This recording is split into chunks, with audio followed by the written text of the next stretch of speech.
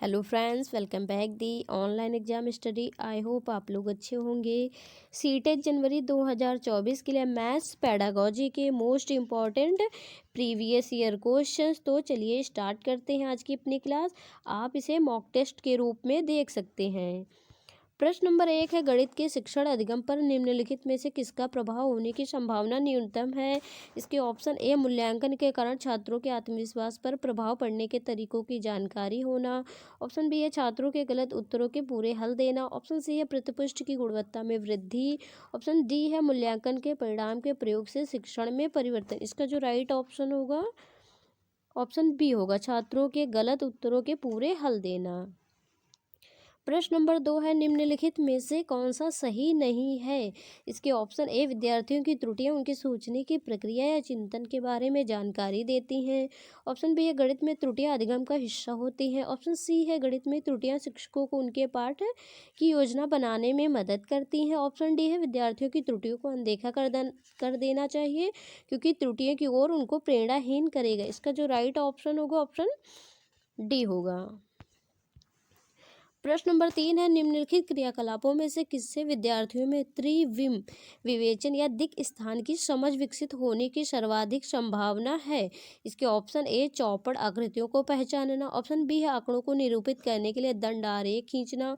Option C है, एक संख्या चार्ट में नमूने को पहचानना। ऑप्शन डी है, सुडोकू पहेली को हल करना। इसका जो राइट ऑप्शन होगा ऑप्शन ए होगा, चौपड़ आकृतियों को पहचानना।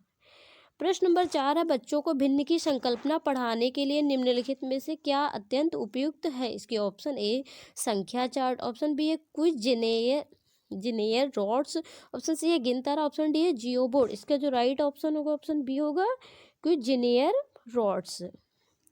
प्रश्न नंबर 5 है, शुद्ध कथन को पहचानिए। इसके ऑप्शन ए, परिमाप और क्षेत्रफल का मात्रक समान होता है। ऑप्शन बी है, किसी आकृति का आकार उसके परिमाप का निर्धारण करता है। ऑप्शन सी है, यदि दो आकृतियों का क्षेत्रफल समान है तो उनका परिमाप समान होगा। ऑप्शन डी है, यदि होगा दो आकृतियों का परिमाप समान है तो उनके क्षेत्रफल समान होंगे। इसका जो राइट ऑप्शन होगा ऑप्शन बी होगा, किसी आकृति का आकार उसके परिमाप का निर्धारण करता है।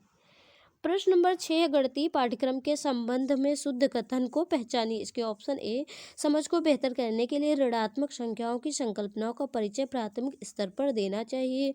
ऑप्शन बी है, क्षेत्रफल मापन की संकल्पना का परिचय केवल उच्च प्राथमिक स्तर पर देना चाहिए। ऑप्शन सी है, बीजगणितीय विचारों की नींव प्राथमिक स्तर पर डाली जा सकती है। ऑप्शन डी है, भिन्नों की संकल्पना का परिचय केवल उच्च प्राथमिक स्तर पर देना चाहिए। इसका जो राइट ऑप्शन होगा ऑप्शन ए होगा, समझ को बेहतर करने के लिए ऋणात्मक संख्याओं की संकल्पनाओं का परिचय प्राथमिक स्तर पर देना चाहिए। प्रश्न नंबर 7 है, आकृतियों के निम्नलिखित पहलुओं में से किसका प्राथमिक स्तर से कोई संबंध नहीं है। इसके ऑप्शन ए, प्रतिरूप या पैटर्न। ऑप्शन बी है, कोड। ऑप्शन सी है, सममित। ऑप्शन डी है, चौपड़। इसका जो राइट ऑप्शन होगा ऑप्शन डी होगा, चौपड़। प्रश्न नंबर 8 है, प्राथमिक स्तर पर शिक्षार्थियों के लिए व्यवहारिक उपकरणों का महत्व है क्योंकि यह बहुत मदद करते हैं। इसके ऑप्शन ए, मानसिक और मौखिक परिकलन की गति बढ़ाने के लिए। ऑप्शन बी है, परीक्षा में बेहतर प्रदर्शन के लिए। ऑप्शन सी है, मूल गणितीय संकल्पनाओं को समझने के लिए। ऑप्शन डी है, शब्दों में व्यक्त समस्याओं को हल करने के लिए। इसका जो राइट ऑप्शन होगा ऑप्शन सी होगा, मूल गणितीय संकल्पनाओं को समझने के लिए। प्रश्न नंबर 9 है, प्राथमिक स्तर पर गणित की अच्छी पाठ्य पुस्तक के लिए निम्नलिखित में से कौन सी विशेषता महत्वपूर्ण है। इसके ऑप्शन ए, उसमें अवधारणाओं का परिचय संदर्भों के द्वारा दिया जाना चाहिए। ऑप्शन बी है, उसमें केवल बहुत से अभ्यास होने चाहिए। ऑप्शन सी है, वह आकर्षक और रंगीन होनी चाहिए। ऑप्शन डी है, वह मोटी और बड़ी होनी चाहिए। इसका जो राइट ऑप्शन होगा ऑप्शन ए होगा, उसमें अवधारणाओं का परिचय संदर्भों के द्वारा दिया जाना चाहिए। प्रश्न नंबर 10 है, निम्नलिखित में से कौन सा संख्या की समझ का महत्वपूर्ण पहलू नहीं है। इसके ऑप्शन ए, पंक्तिबद्धता। ऑप्शन बी है, गणना। ऑप्शन सी, अंक लिखना। ऑप्शन डी है, संरक्षण। इसका जो राइट ऑप्शन होगा ऑप्शन डी होगा, संरक्षण। प्रश्न नंबर 11 है, राष्ट्रीय पाठ्यचर्या की रूपरेखा 2005 में यह उल्लेख किया गया है कि गणित शिक्षण महत्वाकांक्षी, सुसंगत और महत्वपूर्ण होना चाहिए। यह महत्वाकांक्षी से तात्पर्य निम्नलिखित में से किसकी उपलब्धि है? इसके ऑप्शन ए गणित के संकीर्ण उद्देश्य लक्ष्यों की, ऑप्शन बी है गणित को अन्य विषयों से जोड़ने की, ऑप्शन सी है गणित के अनुप्रयोग की, ऑप्शन डी गणित के उच्च उद्देश्यों या लक्ष्यों की। इसका जो राइट ऑप्शन होगा ऑप्शन डी होगा गणित के उच्च उद्देश्यों या लक्ष्यों की। प्रश्न नंबर 12 है, राष्ट्रीय पाठ्यचर्या की रूपरेखा 2005 मानती है कि गणित में चिंतन और तर्कणा का एक तरीका शामिल होता है। इस दृष्टिकोण को किसके द्वारा प्राप्त किया जा सकता है? इसके ऑप्शन ए विद्यार्थियों को विशेष कोचिंग देना, ऑप्शन बी है खोजबीन उपागम का प्रयोग करना, कल्पनाओं को वास्तविक जीवन से जोड़ना, विद्यार्थियों को चर्चा में शामिल करना, ऑप्शन सी है गणित के सभी पाठ्य पुस्तकों में पुनर्लेखन करना, ऑप्शन डी है विद्यार्थियों को बहुत सारे सवाल कार्यपत्रक या वर्कशीट देना। इसका जो राइट ऑप्शन होगा ऑप्शन बी होगा खोजबीन उपागम का प्रयोग करना, संकल्पनाओं को वास्तविक जीवन से जोड़ना, विद्यार्थियों को चर्चा में शामिल करना। प्रश्न नंबर 13 एनसीएफ 2005 मानता है कि गणित में सोचने में तर्क का एक निश्चित तरीका है, निहित है। इसके नीचे दिए गए कथनों में वह कथन चुनिए जो उपरोक्त सिद्धांत का पालन नहीं करता। इसके ऑप्शन ए उसे पढ़ाने की विधि, ऑप्शन बी अंकित प्रश्नों को हल करने के लिए विद्यार्थियों को निर्धारित सूत्र बताना, ऑप्शन सी है पाठ्य पुस्तकों में प्रस्तुत सामग्रियों को लिखने का एक तरीका, ऑप्शन डी है कक्षा के लिए चुने गए क्रियाकलाप एवं अभ्यास। इसका जो राइट ऑप्शन होगा ऑप्शन बी होगा अंकित प्रश्नों को हल करने के लिए विद्यार्थियों को निर्धारित सूत्र बताना।